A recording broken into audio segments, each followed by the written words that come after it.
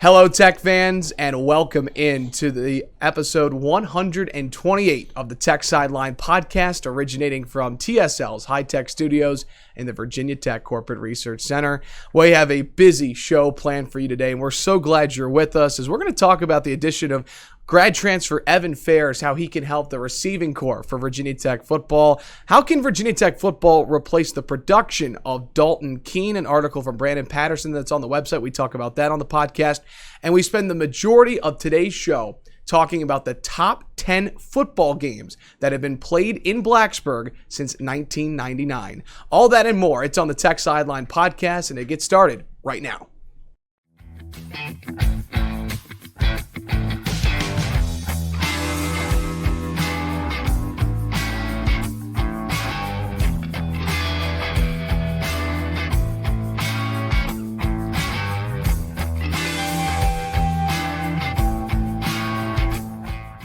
Welcome back into the Tech Sideline Podcast. So glad that you are with us today. Whether you're watching live on Facebook, we say hello. If you're watching archived on YouTube, listening on Apple Podcast or SoundCloud, we're so glad that you could join us today. We're recording on Thursday afternoon, May the 14th. Great show planned for today. Again, we're going to be talking about Virginia Tech football. The majority of the podcast, we'll talk about the current team, a new grad transfer in Evan Fairs, and then again, the top 10 football games played in Blacksburg over the last 21 years, I guess I should say, since 1999. Right? It's not 2019, Evan Hughes, it's 2020. We've got the best crew here today. We've got Chris Coleman, our managing editor. We've got the best producer in the land. He is Malcolm Stewart behind the scenes, taking your Facebook Live questions now. And we have our general manager and founder, Will Stewart. Yay. Gentlemen, yay me. How are you doing on this Thursday afternoon? Pretty well. How are you? Good. It's a beautiful day, Will. Fine. It is. It's getting warmer. I will have to apologize if I seem a little out of it today. I drove well over 500 miles yesterday. And for guys my age, that once you guys get over about 40, all that driving you used to do and wouldn't affect you, it'll start to get to you. Why do you think I fly everywhere now? I don't like flying. How long is the drive to South Carolina from Blacksburg? So we went down to Columbia to pick up my Gamecock son's stuff from his dorm room. It's about 275 miles each way. So what is that? Wait a minute. That's not right. Because that'd be 550 round trip. Answer is, I don't know. I don't remember. It's a lot of driving. Yeah. Weird. I seem to have blanked out on how far it is because I drove about 530 miles yesterday, but that included some back and forth that we don't ordinarily do. So I don't know. Somebody go to Google Maps and figure it out yourself. It's rough. It's 4 hours. You know, it's pretty much 4 hours if you do it without stopping. Well, it's great to have everybody with us. We're looking forward to a great, fun show today that we have planned for you. And we begin today's podcast, turning it over to Will, talking about what's going on here at Tech Sideline. Right. So I wanted to give everybody an update on the state of TSL 2 months into the total lack of sports. So I've said some of this on the podcast before. So what we're seeing is so far, 2 months in, our subscribers are hanging in there. They're renewing, that sort of thing. I would say that looking at the numbers year over year, we're doing something like 95 or 96% of subscription sales year over year. So that tells you that most of our subscribers are hanging in there. And I don't know if the drop-off is due to lack of sports, if it's due to people losing their jobs and they can't renew. I have neither the time nor the inclination to do that research. That would require me going through all of the subscriber accounts and emailing people, and I just don't have the time to do that.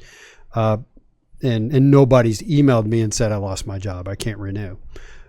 So the subscriber revenue stream of our business, which is about 2/3 of our revenue, is doing fine so far. We're only 2 months in, and I'll get to that in a second. What has been gutted is the what we call third-party advertising. It's the network ads that run in the border of the site. And these are not in-house sponsorships. They're just network ads that run, and they're keyed on your browsing history. So if you've been searching for trucks lately, you're going to get a bunch of truck ads. And that accounts for close to 1/3 of our business, and that has been gutted. It's about, we're now doing about 30% of revenue year over year. So 1/3 of our business is down 70%. So the reason I passed that on is, first of all, I know that a lot of people who watch the podcast and listen to the podcast probably never go to the site. I think there's a lot of people that we access this way who have no clue what I'm talking about. They're like, oh, okay, whatever. I have no idea what you're talking about. Subscribers and ad revenue. So I meant to kind of say that up front. So if you are a subscriber and you're like, well, I'm just going to let it lapse for now because, there aren't any games being played. There's nothing to talk about. I would ask that you kind of keep it going, because that helps a lot. For those of you that follow the PPP loan stuff, the Paycheck Protection Program loans, we were able to get one of those. And we've discussed that stuff on the message board some. And at first, I was kind of ambivalent about whether or not we should get one. Given the downturn in ad revenue, yes, I thought it was a good idea. So we did get some funding through that channel, and we have other strings we can pull that I don't really want to get into. So I think we'll be okay, but I can't have a bunch of the subscribers bailing on us and then make that same statement. So if you're on the fence, if you are a paid subscriber and you're on the fence, hang with us if you can. And let's see, what else did I want to say about that? Something that we are working on that we've got coming up soon is we are getting ready to launch it. And for those of you that visit the site and use the message boards, this next statement comes fraught with concern. We're launching a new version of the message boards soon.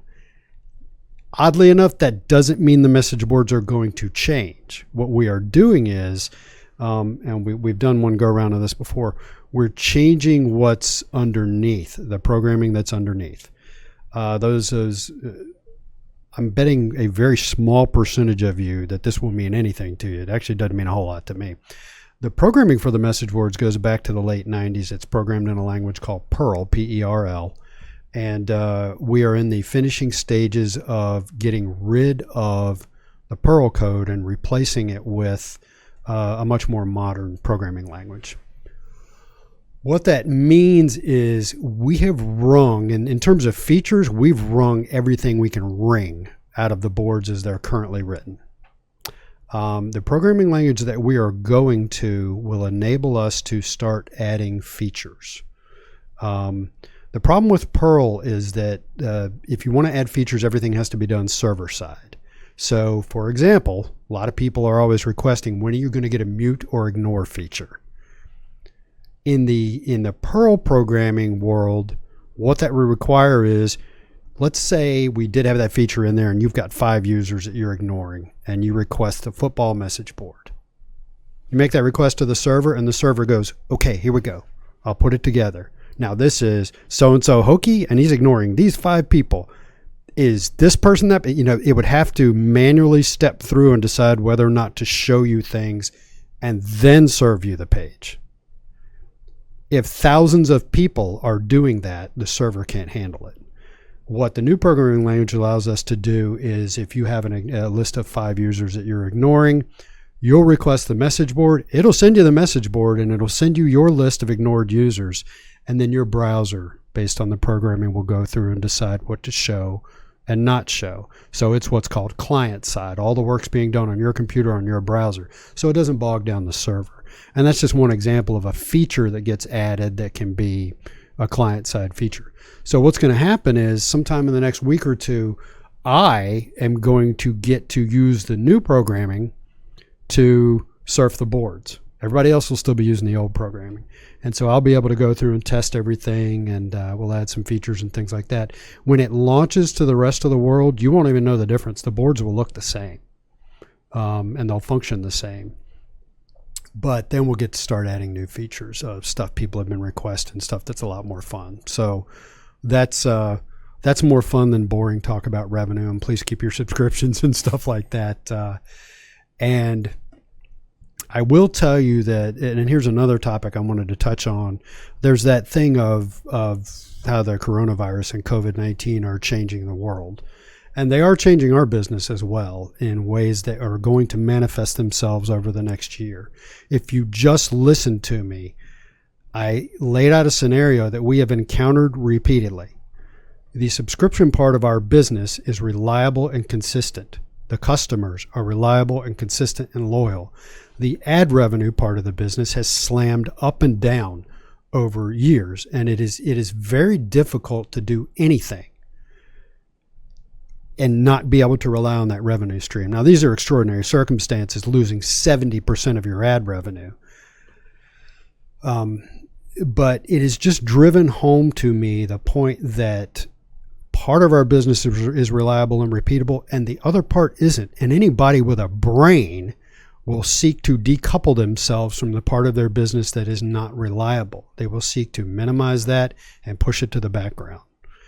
And so that's what I mean when I say our business is going to be changing in the next 6 months to a year. I'm going to be doing things to cater to the part of our business that is reliable and repeatable and try to decouple ourselves from the part that is not. And when we moved over to Blacksburg, summer of 2018, we went from a small office in Radford at subscriptions that were $60 a year to a office over here in the Corporate Research Center that was more expensive. We endowed a scholarship in the comm department that's costing us $100,000 over a 5-year span. And we increased our subscription price from $60 to $85 a year. And even since we made this move over here, we've done things that I didn't foresee, adding the podcast set and going in a more video-centric direction. We weren't planning on doing that 2 years ago. We did that last year. So I've learned a lot, and it's opened up new thoughts about where we should go as a business and as entertainment media, because that's what we are. We're entertainment media. So I don't want to get any details, but I'm hatching some stuff that I think is going to manifest itself over the next, probably in the next year or so. Unfortunately, Evan, you'll be moving on and won't be here for that. But I think it's really cool stuff. Our business is going to be going in different directions. That's how we're going to change. And I think that's everything I wanted to get out there. So appreciate the time. And let's move on. There's always great content, too, on techsideline.com right now. I really enjoyed reading an article that we will talk about actually today on the show today. You can read an article from Brandon Patterson, Replacing Dalton Keene's Dirty Work. It's a great read, and we'll break it down on the show today. So, let's kind of dive into some news that's happened in the last week or so in Virginia Tech athletics. Not a ton, and then we're going to spend the majority of the time today. Top 10 games in Blacksburg since 1999, football-based. If you have an idea, go ahead and drop it in the Facebook Live comment section. Malcolm will get to them. Tell us why that's in your top 10 or what your most memorable game is, and we'll get to those towards the end of the show. But we begin today discussing about Virginia Tech football, announcing the signing of grad transfer wide receiver Evan Fairs from Kansas a week ago today, a 6'3", 205-pound receiver.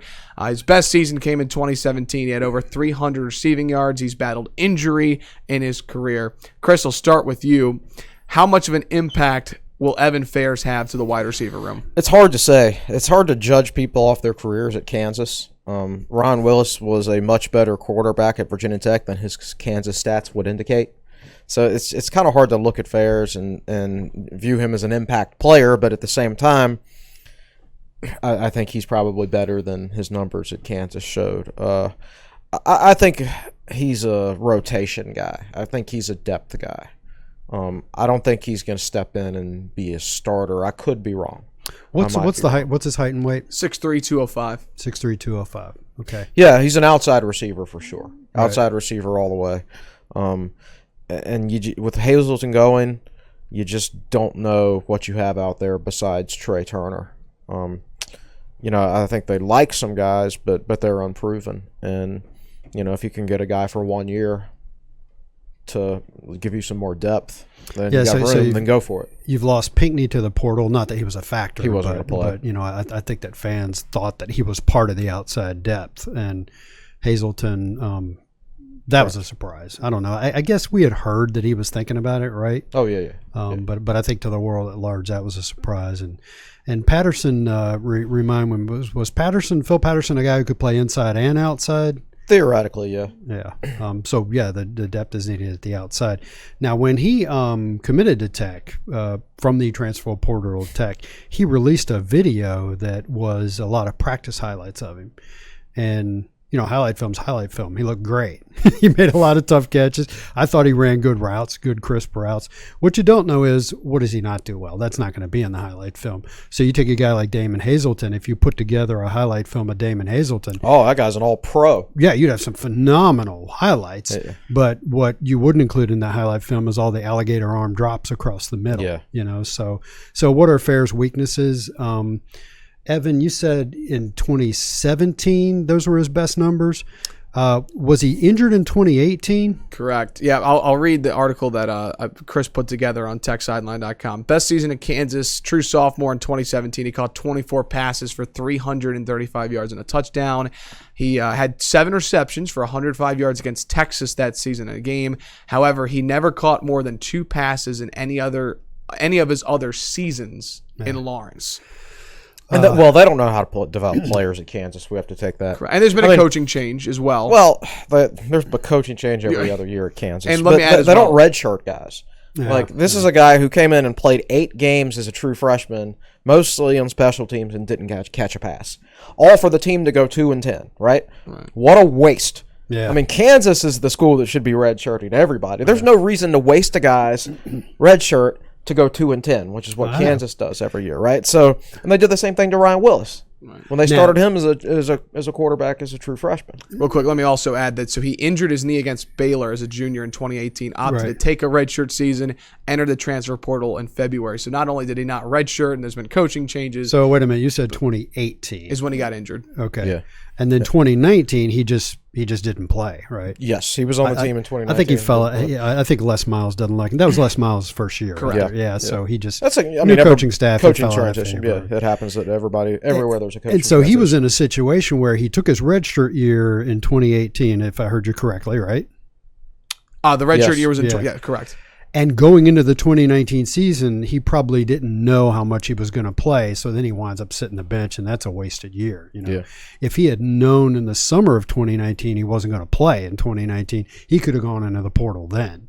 So here you are. So he's got 1 year of eligibility left, correct? Correct. Yeah. Yep. Okay. Definition. He is technically a grad transfer. I believe he did graduate from Kansas. Okay, good. So he's got eligibility. So he's 1 year, immediately eligible.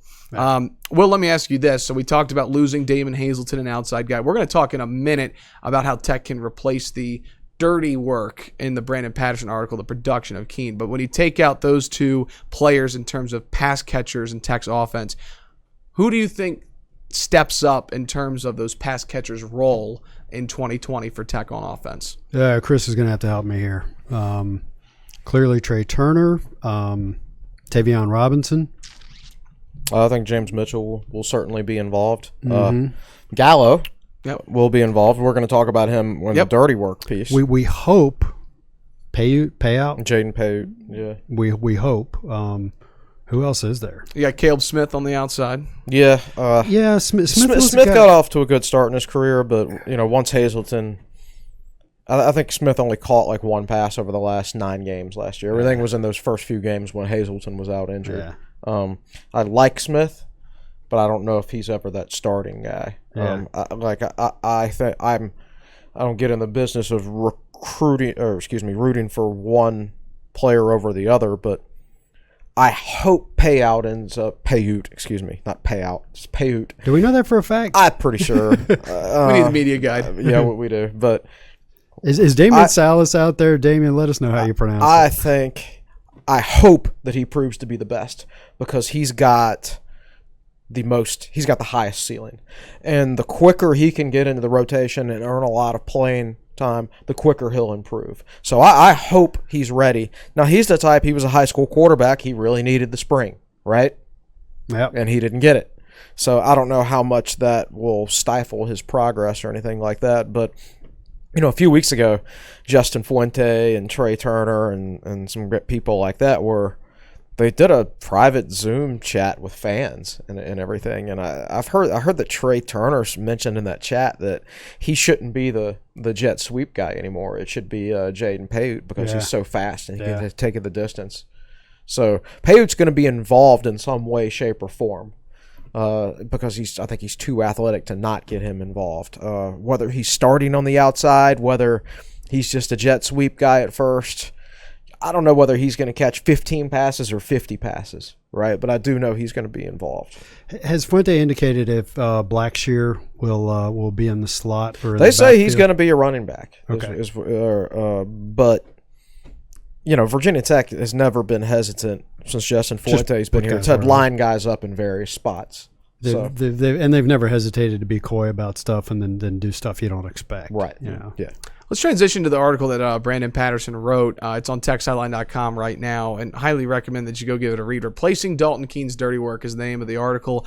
And one thing that we love about Brandon Patterson, he gives the video examples, too, that goes along with what he's breaking down in the film. He left out Keene's best block, though. I was going to say, was it the Trayvon Hill? No, it was the when he blocked 2 UVA guys in the 2018 game to clear the way for Deshaun McLeese. Touchdown run, yeah. And so there's a lot of things actually that you think about Dalton Keene as the average Tech follower, and then you watch the film, and gosh, there's a lot that you don't realize that he did for this offense, and kind of that tight end, H-back guy in the backfield type player, do it all. It seems like Nick Gallo is the guy that Brandon Patterson thinks can replace the dirty work, so to speak. Yeah, we don't know anything about him as a receiver at this point, but I do know that the Tech coaches feel like that he has NFL potential. And I heard that at a practice I went to back last August before the season even started. So they're very high on him. He played over 100 snaps last year, mostly in a blocking role.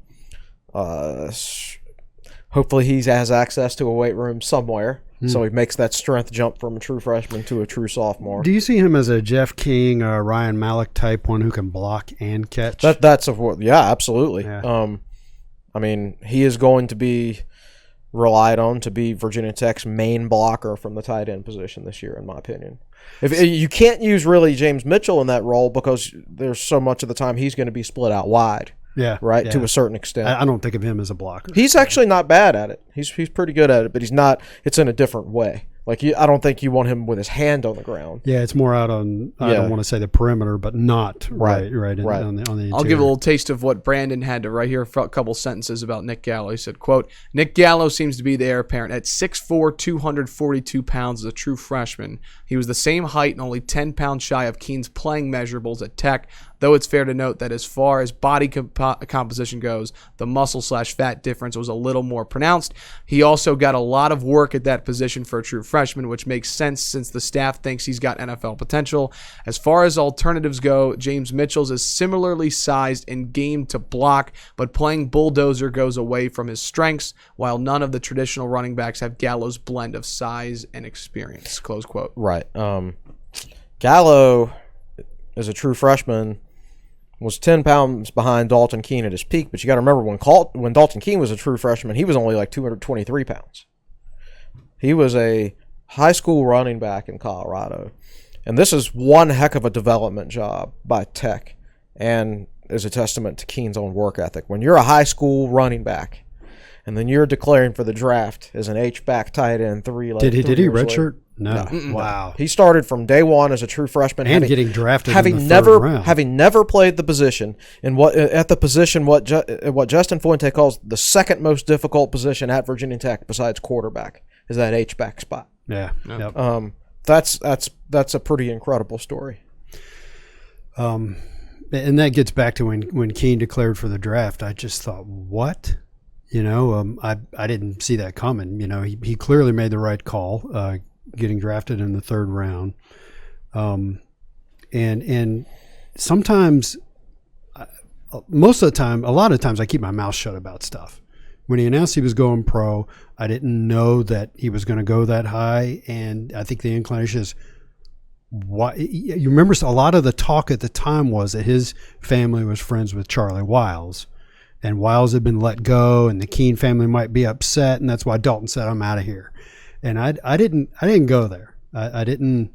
And of course, we had one or two people email us and say that was a factor. But the world's full of conspiracy theorists who want to jump on that and, in air quotes, verify it for you. But I kept my mouth shut about that, and I'm glad I did, because apparently they knew some stuff that we didn't know.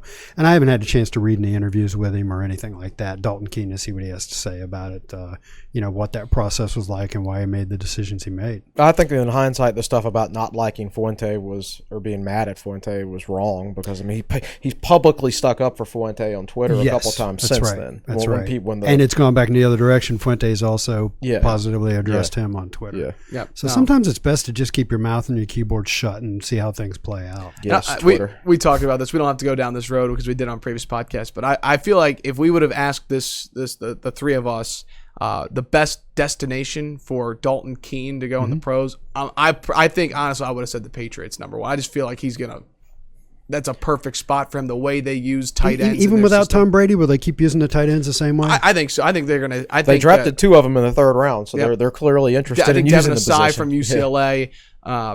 Belichick's always had such an emphasis on his tight end, so I don't know. I just think that it's a good landing spot for him to go. So it will be interesting to see how Nick Gallo and others kind of take on that. And I love he put in his article not just the production but the dirty work, because you read that article and it really is the dirty work. The article's all about blocking. Yep.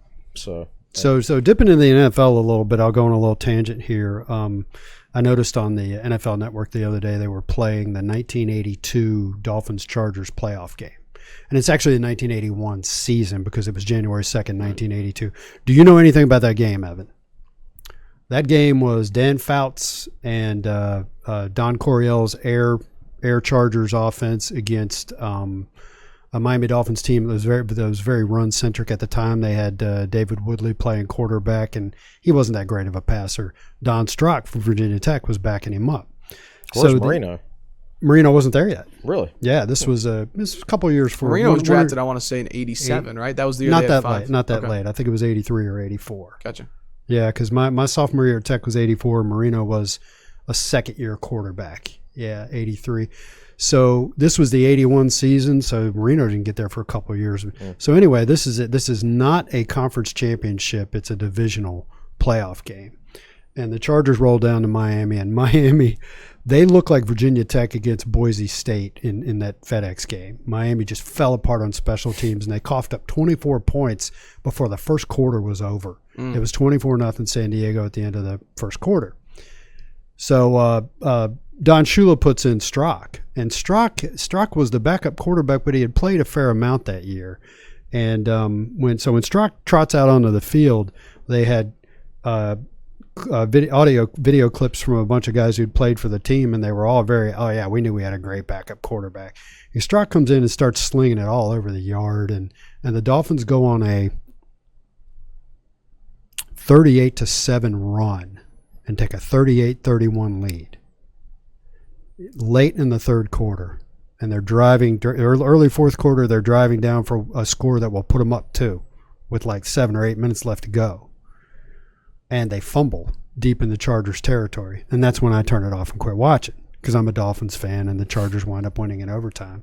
So the reason I bring all that up is it was just really cool to hear them talk about Don Strock and how much faith they had in him, and to hear the Charger players saying he came in and he was just throwing it all over the place. We weren't ready for it. So now old-time Tech fans will know that Don Strock threw a ton of interceptions. He threw just about twice as many interceptions as touchdowns at Virginia Tech, right? I think in one season in particular. I think the record for most interceptions is held by Will Fuhrer, but Fuhrer started 4 years. Was that the free safety who came in to play quarterback? No, that was Nick Sorensen. No, Fuhrer was a quarterback from the get-go. Dating myself here, folks. Will Fuhrer was actually drafted in the early 90s. And I think the Bears drafted him. So Fuhrer threw more interceptions in his career than Strock did, but he threw more, period. So it's funny, when Strock came running out on the field for the Dolphins, he had 6 touchdowns and 8 interceptions. You don't know what's going to happen, but it's going to be exciting. and he was that type. He threw for 400 yards in 3 quarters of football in this game. But there were also at least 2 clips of him throwing the football straight to Charger players. And one of them, the guy just dropped it. And another one, the guy was in coverage and it hit him in the middle of the back. And my dad used to say that Don Strock was colorblind, that he literally didn't know which team he was throwing to.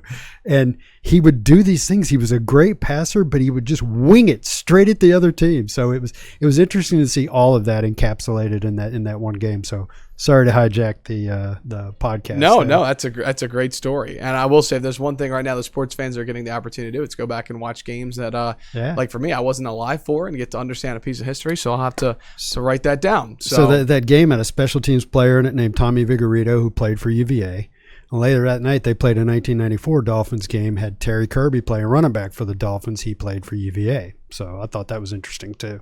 Yeah, really, really interesting. All right, let's go ahead and take our time out here on the Tech Sideline podcast. When we come back, we're going to have some fun. Top 10 football games played in Blacksburg since 1999. Don't go anywhere. This is the Tech Sideline Podcast, brought to you by the Fisher Law Firm. If you have received a DUI or other traffic-related offense, the road ahead can seem uncertain. Here at Fisher Law Firm, we have a team that is with you every step of the way. We have the experience that comes along with having defended more than 30,000 criminal and traffic cases statewide, and the expertise to get the job done. Call anytime, day or evening, for your free consultation or a complimentary copy of my book. Don't forget to ask us about our free appeal guarantee. To learn how we can help solve your problem, check us out at fisherlegal.com. This is Jonathan Fisher, class of 98. Let's go Hokies. Welcome back into the Tech Sideline Podcast, again brought to you by the Fisher Law Firm. A reminder, if you do your estate planning with the Fisher Law Firm, they're giving away free subscriptions to techsideline.com. You can call them at 1-800-680-7031. Again, that's 1-800-680-7031. Glad you're with us. Episode 128 of the Tech Sideline Podcast. Evan Hughes, Chris Coleman, Will Stewart, and Malcolm Stewart with you. We transitioned from talking about current news in Virginia Tech athletics to a fun topic that I've been looking forward to talking about on the podcast. Chris and Will have already done some preparation for this. Really eager to hear what you, who are watching live on Facebook Live, have to say about what are the top 10 football games to be played in Blacksburg since 1999. So over the last 21 years, it has to be in Blacksburg at Lane Stadium. And I think this is going to be an interesting discussion because I am about 2008 on from my memory of Tech football, and you guys can remember all of the really good days from 1999 on. Yeah. So, Chris, let me start with you. Before you go through your list, what was the first game that came to mind when you started putting this list together? The first game that comes to mind for me was probably 99 Syracuse, the first time game day ever came to Tech. That's a game that I was not at, unfortunately. I was still in high school, so I couldn't attend those games. So there are two games on my list that I was not in attendance for, unfortunately. But yeah, that 99 Syracuse game, to me, I think is peak Virginia Tech. And that was the route, correct? The 62-0 squeaker. Yeah. And that was the first time that game day was here? Yeah, they came twice that year. The Miami game was later. Yeah. Yeah. How about you, Will, when you think about the first game that comes to mind? All right, so my brain goes 99 Syracuse. It actually went 99 Miami. I didn't think about Syracuse. 99 Miami. And then I thought to myself, a whole bunch of people are going to say 99 Boston College, but for me, that one doesn't resonate. And then my brain goes, well, that's just because you knew Tech would win. It was actually pretty cool to win and then hang out later and sing We Are the Champions and watch the scores on the scoreboard. So that was good. 2001 Miami. And then my brain went somewhere I'll bet nobody else's brain goes. And I looked at Chris's list, and it wasn't on Chris's list. And this is going to sound weird, but I'm going to throw 2002 Pittsburgh in there. Tell our listeners. I don't know anything. Why would you do that? I'll tell you why. Not the game itself. Definitely not the game itself. That was the game where, let's see, the Big East was gosh, by then ABC and ESPN had figured out nobody wanted to watch Big East football, so they started putting some Big East games on Wednesday nights. Interesting. They always had Thursday slots, but do you remember, Chris, Tech had a few Wednesday night games? Are you saying the Pitt was Wednesday? I remember. I know West Virginia was. I remember Pitt being a Saturday night game. Do you? Yeah. Okay. Well, that may be the case. I could be wrong. Didn't really. West Virginia was definitely on a Wednesday night.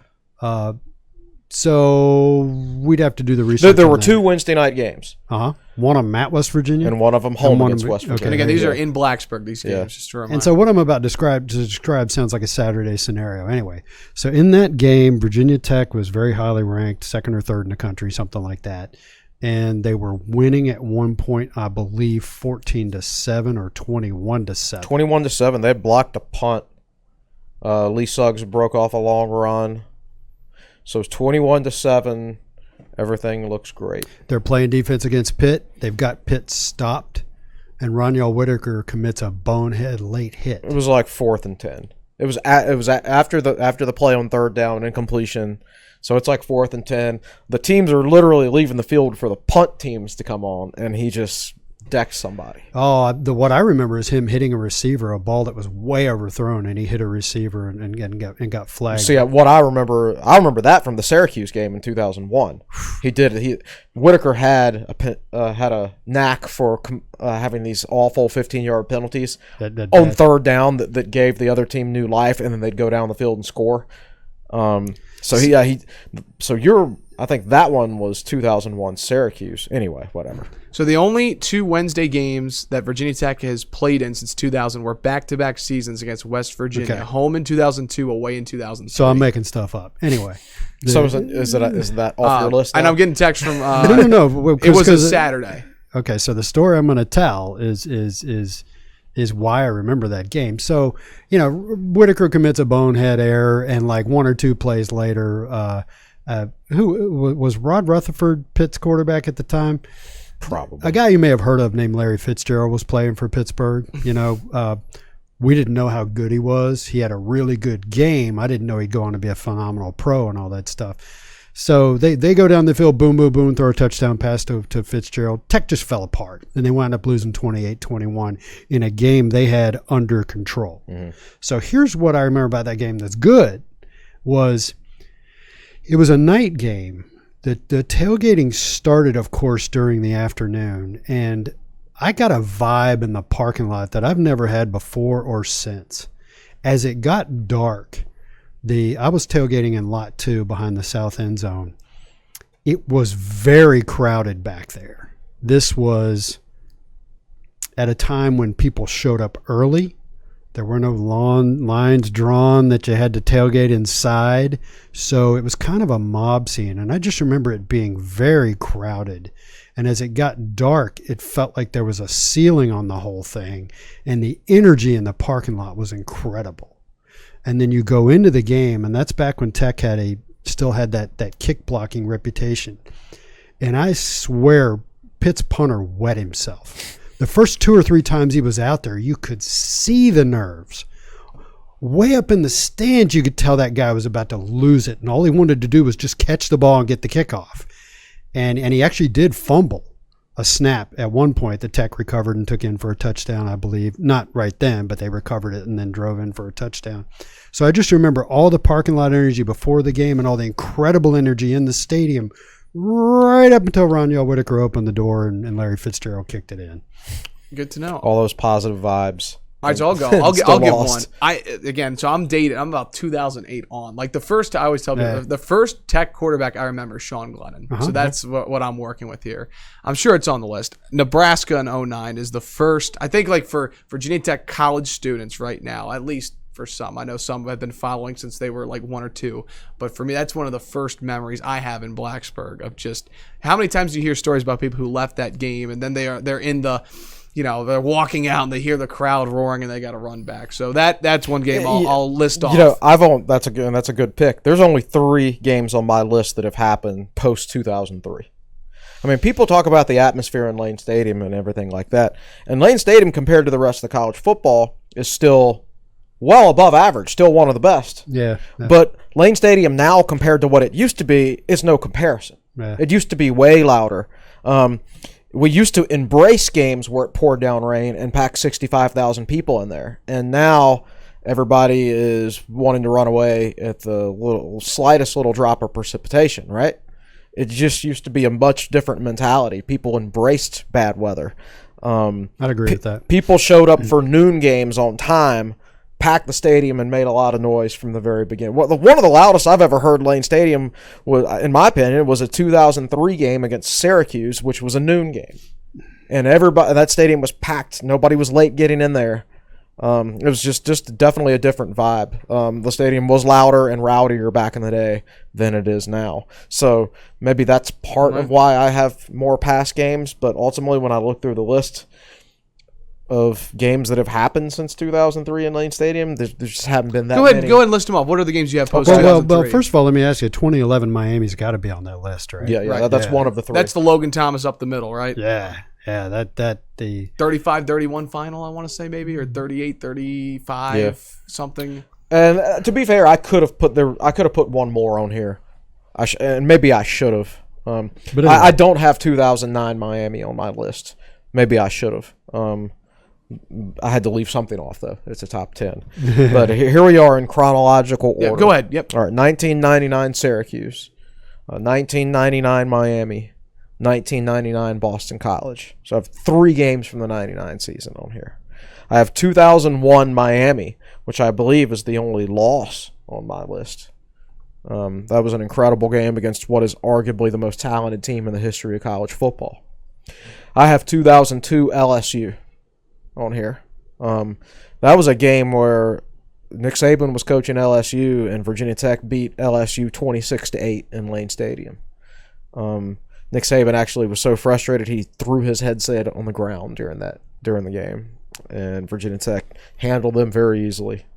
I have 2003 Miami, the game which in a lot of ways was disappointing because Virginia Tech was horrible for the rest of the season after this game.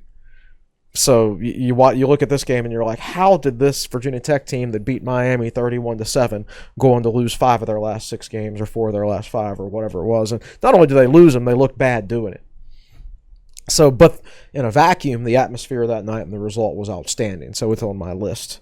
2003 Texas A&M. Yes. I was going to say that needs to be on the list. Because that was played in Hurricane Isabel? Hurricane Isabel, the remnants of Hurricane Isabel. And it was, again, horrible weather. Wind blowing. I remember tailgating. We were holding the tent down with one hand and had drinks in our other hand. Drinking beer. Yeah, exactly. I mean, it was incredibly bad weather. Packed stadium.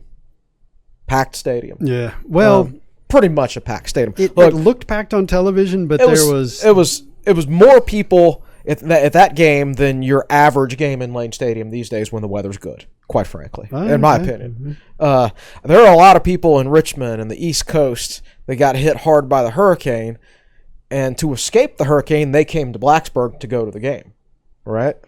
Where it was rainy and windy, but it wasn't hurricane-like. Right. Tech won that game 35-19, I believe. That sounds right. Yep. 2009 Nebraska. We all know what happened there. Tyrod did it, Mike. I got one you left out, but it is a top 10 list. You can't include everything. Yeah. Got 2011 Miami, the Logan Thomas 4th down run, and I've got 2019 UNC. I think you have to have that on your list. 2004 WVU was. I saw that one and thought about it. Yeah. It would probably be in my top 12 or 13 if we had one of those. So real quick, I'm gonna ask both of you this: if you had to pick a number 1 game, the best football game in Blacksburg since 1999, what would you pick? The best pure football game was either out of all these. I mean, just the game itself was probably either 2011 Miami or 2019 BC. I mean, UNC, you mean? Oh, yeah, excuse me, 2019 UNC. The Nebraska game in 2009 was really good, but it was boring. Nobody scored. Until the end, for pure enjoyment. 2003 Miami? Probably. For pure enjoyment, that's probably it. Because Tech goes up and Miami's not doing anything, and you're pretty sure for at least half the game that Virginia Tech's going to win. It was just one of those nights for Miami. If I had actually been present for the Miami or Syracuse game in 1999, I would probably say those. Just the fact that game day was in town, Virginia Tech was ranked in the top 10, just the national exposure was on the program for the first time. But the most fun I've ever had at a Virginia Tech football game was 1999 Boston College. Okay. as far as me personally, most fun. I think what you're really asking is if you could get in a time machine and go back and be there for that any is what I'm game, asking. How which about that? one would you pick? It's for me. It's close. Well, I'd pick Nebraska and I'd stay till the end this time. I just hang out at the concession lines and stuff like that and check my watch and make sure. No. You could just hang out at the tailgate in the south, like in lot 2 or something, and then when like the fourth quarter starts, you walk into the stadium. Real quick, did we mention this? But one thing about that Nebraska game that's so impressive is the amount of NFL talent that was on the field for Nebraska that day. I mean, Roy Halou, Jared Crick, Ndamukong Suh, Prince Amukamara. Yep. It was a lot of good talent on that Nebraska team. If I had to pick one to relive, it would I'd probably go with the 2003 Miami game. That game, it was 31-7. It wasn't exactly a blowout. What I liked about I'm not sure there was even a score in the first quarter. But I remember, Miami did their best to come out and meet Tech head to head. But I remember a play earlier where Kevin Jones broke loose going down the sideline. And Sean Taylor came over to hit him, and Kevin did not absorb the hit or run out of bounds. He saw him coming, and you could see him turning like, when you get here, I'm going to hit you back, know. And the two of them went wham and hit each other and went to the ground out of bounds and popped up. 2 first round, and they were jawing at each other on the way back out onto the field, and. I remember asking Kevin about that when I did a long interview with him years later, and he said he's like any great player. He loved playing against other great players. Well, they knew each other too. Yeah, that's right. Yeah. That's right. I would pick, because I didn't experience it. I would pick 99 Syracuse, 62-0. The first exhilarating feeling of 1999, the first of many. I remember watching that game on television, and ESPN actually cut it off after it was 48-0, because there was an SEC game coming on, and the Tech game was over, so they just switched it over. And I remember turning over the radio for like the last 5 minutes of the Tech Syracuse game, and Tech's backup defense, second and third stringer, scored 2 defensive touchdowns in the last 5 minutes of the game to make it 62-0. Yeah. So I can't imagine what that would have been like in the stadium that night. I'll say 2 things. One, if I could go back in time, I would love to go back to the 99 Boston College game just to experience that scene and understand the feeling amongst everyone. I know that's not pure game. I told my dad that September after we came up for the UAB game, I said, buy tickets for the Boston College game because we're going to go undefeated that night. And he did, so we came up to it and everything. Another game that neither one of us mentioned that it's really tough to leave off the list. This might be, if I had a top 11, this might be on the list. Here we go. We can change our list. The 2004 Maryland game was a Thursday night game, and Frank Beamer's mom died that morning, and Tech came out and they beat Maryland like 59-6 or 55-6 or something like that. I mean, it was just a complete I would have to rout. say 55-6. Yeah. I remember I had my own tailgate. I was a senior in college. I had my own tailgate, and all my friends showed up in lot 8. Had a really good time. When I found out that day that Beamer's mom died, I'm like, man, we're going to steamroll these guys. So I actually placed a small bet on Virginia Tech based on that, and won, of course. Here's one I would not have thought of, but I'm just trying to think. And again, I'm dating myself past 2008. What about that Monday night game that opened up, I think either the 2010, 11, 12, I can't remember. It was against Georgia Tech. Oh, Georgia Tech. And there was a kickoff return, I want to say. No, that was a different Georgia Tech game.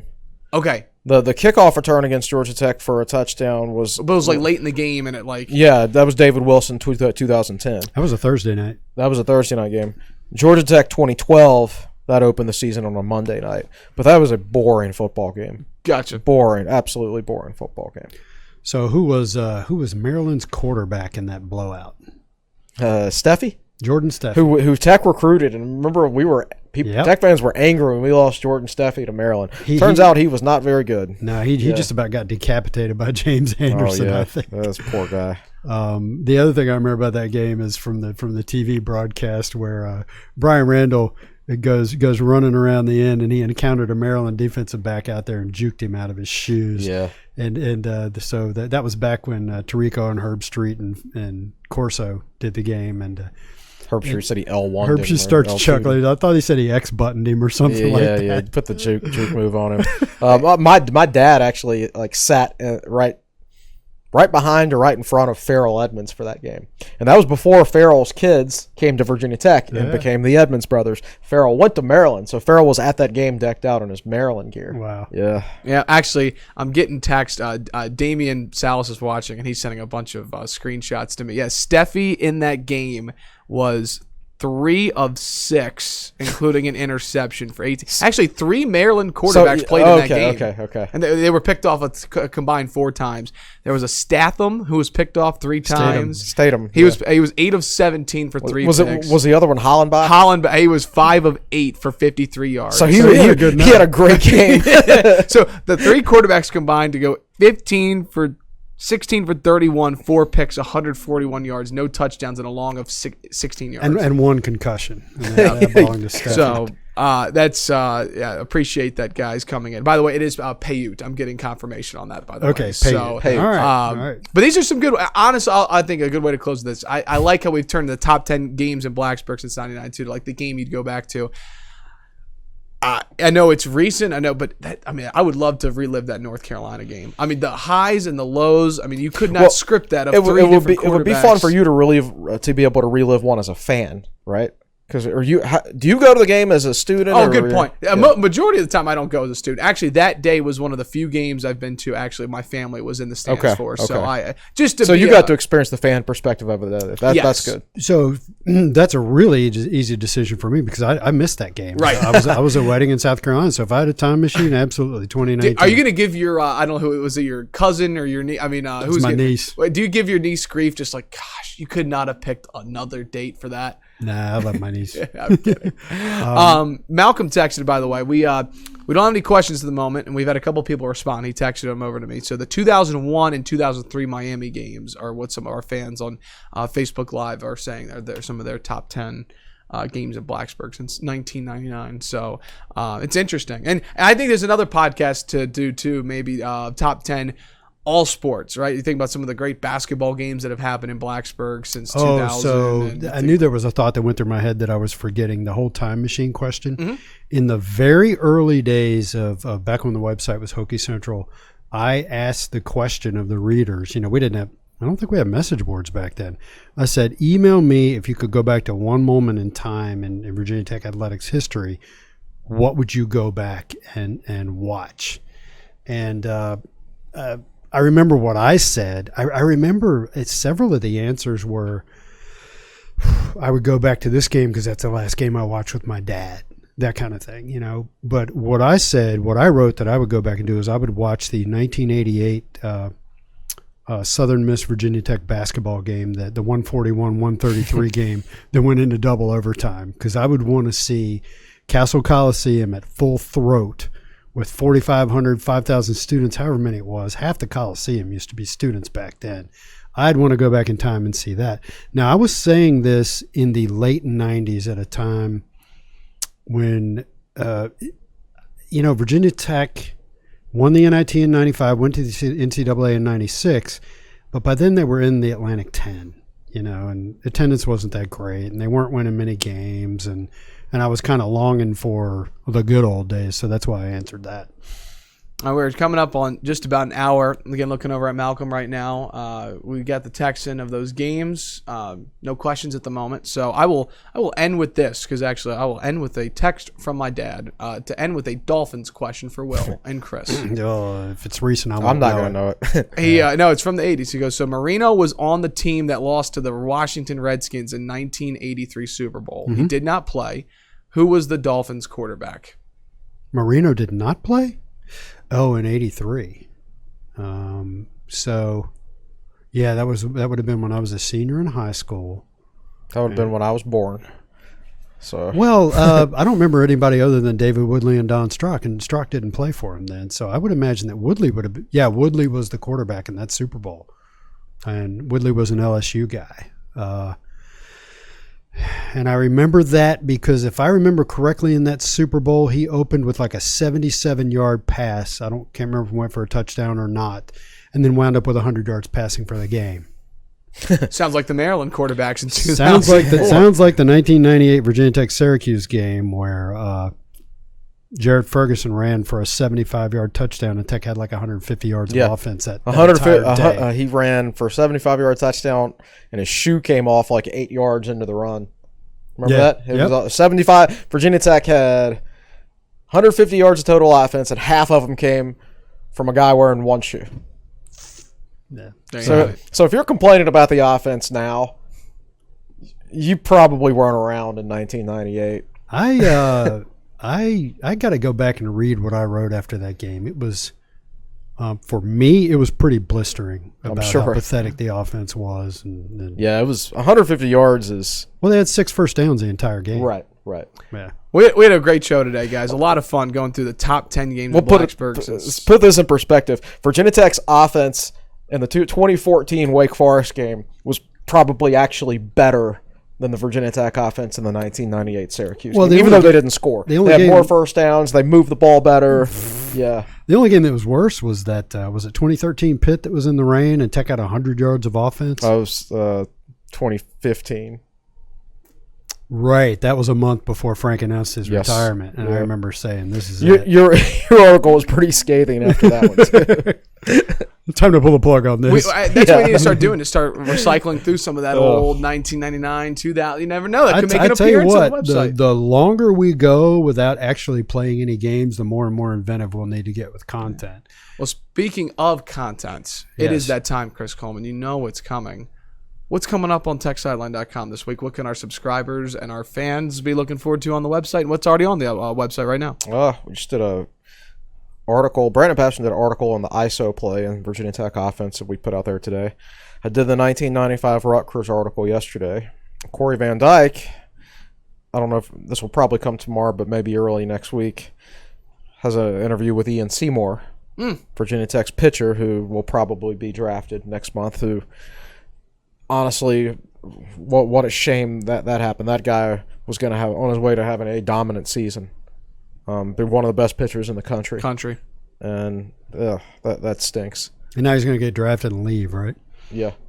Bummer. He'll be a top 5 pitcher. Well, good for him. Bad for Virginia Tech baseball. Not a bummer for him. It's not a bummer. Sorry, Ian. Sorry, Ian. You should be like Dalton Keene and stay. But anyway. Yeah, and a Friday Q&A, as usual. And a Jason Stame article actually on Luttrell Neville. Did he get in touch with Neville? I think so. I haven't read it because it just came through an email on my phone. So for our readers, Luttrell Neville tweeted yesterday, and I remember he's the 4-star wide receiver out of Texas, the highest rated recruit of Virginia Tech's class at this point, who, as we talked about in the last podcast, Demetrius Davis was a big reason Neville was coming here. He tweeted a tweet yesterday that appeared to reaffirm his commitment to Virginia Tech.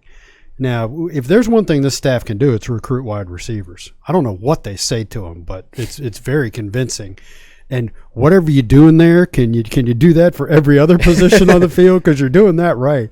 They can get wide receivers to come here. So there's some magic elixir they've got about how they're going to use the wide receivers, and it has apparently gotten Neville to reaffirm. What I saw watching his tape is he's pretty good at jet sweeps.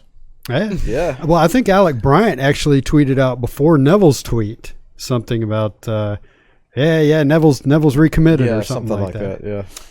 I think that's an excellent way to close. Be on the lookout for that on TechSideline.com. Fun podcast, guys. It's something good from something bad, right? We might not have been having this podcast if things were back to normal. Fun to kind of go down memory lane and we got criticized for not going long enough last time. We kept it to an hour, and a couple of people were like, "Man, you need to go longer than that."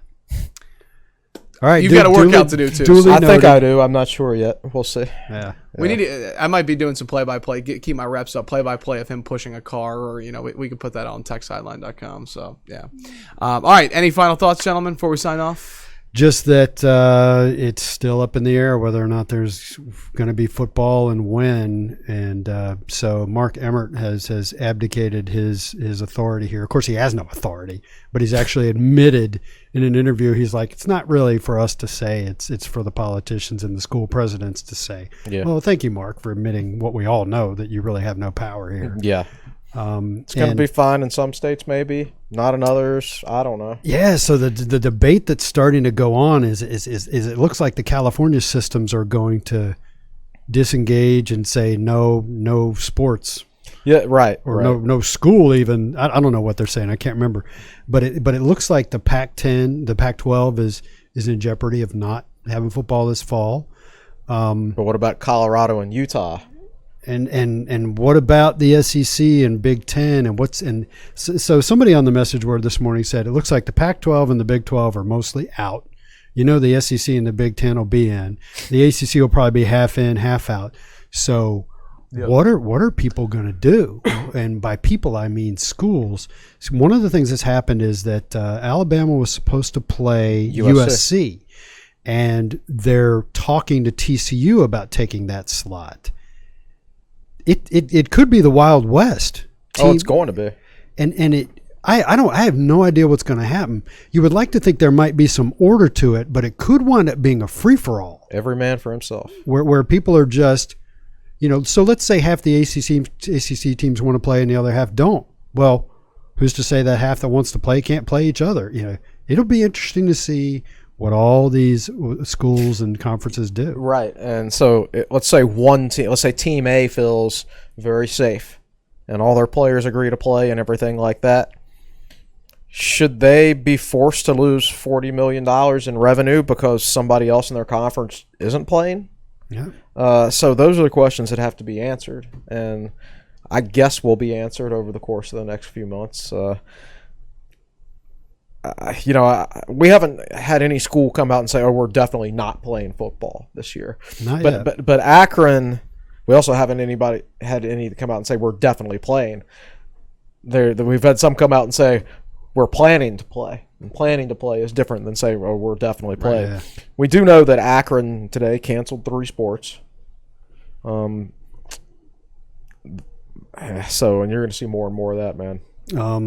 And television has a vested interest in seeing football being played. And I'm not going to pretend to know what television is doing behind the scenes, but you got to figure that I don't know if they're pushing the process to get games played or if they're just sitting there saying, we'll take whatever you can send us. Mm-hmm. Yeah, it's going to be wild. Who knows what's going to happen. Yeah. And we're going to have you covered right here on TechSideline.com. Whatever happens, we'll be here. We'll be here.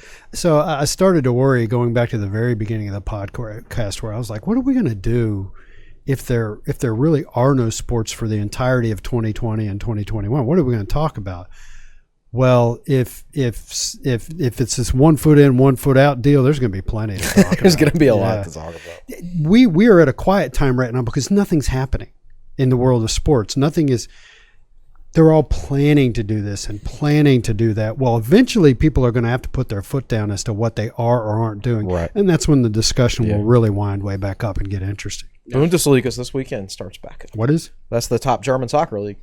If you say so. Yep. Korean Baseball League has been entertaining to watch. I'll take also, your word I've been for watching Cornhole on Sundays, so on ESPN2. So, I mean, hey. Cornhole can be fascinating to watch for about 20 minutes. They have minutes. a telestrator on the board of what angle. I'm not even kidding. It's actually really fascinating. So, we're talking about Cornhole. That probably means we need to wrap things up here on the podcast. But, gentlemen, great podcast as always. Make sure you're following Tech Sideline on social media. We're on Instagram, Twitter, and Facebook, all at Tech Sideline. That'll do it for episode 128.